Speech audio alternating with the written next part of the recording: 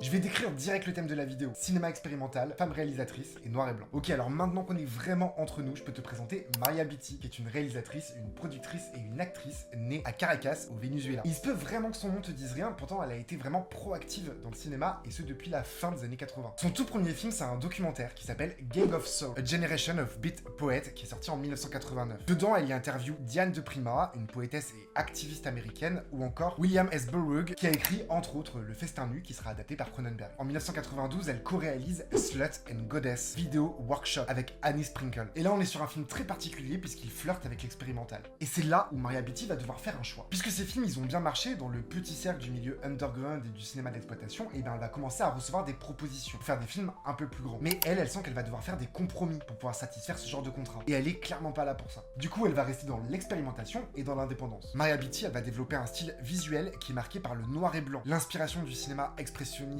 allemand, le cinéma érotique et le film noir américain. Ça fait beaucoup, je sais. Mais comme dans le cinéma, on a des mots pour tout dire, et ben ici, on a appelé ça l'érotisme noir. Et en fait, c'est tous les styles que j'ai cités, mais passés au métier. Mais là où beaucoup de films érotiques sont pensés par et pour des hommes, Maria Beatty, elle va plutôt filmer le désir féminin, le fétichisme, la domination, mais aussi avec beaucoup d'esthétisme. Elle va vraiment pousser la recherche de l'esthétique, et ça me plaît beaucoup. Si jamais t'es intéressé, elle a plusieurs courts-métrages qui sont disponibles sur YouTube, mais j'en profite aussi pour te parler de Le Peuple qui manque, qui est un organisme à but non lucratif et qui a comme mission de faire le lien entre le cinéma expérimental et engagé et le public. Et eux, ils détiennent des droits sur des films de Maria Beatty et ils les ont parfois diffusés. Donc mets-toi une alerte, check le site web de temps en temps. Maria Beatty, aujourd'hui, évidemment, elle continue de produire et de réaliser des films. Si t'as aimé cette vidéo, je t'encourage vraiment à t'abonner à mon compte Instagram et TikTok, Very Nasty Stories. Je parle de culture queer dans le cinéma d'exploitation. À très vite.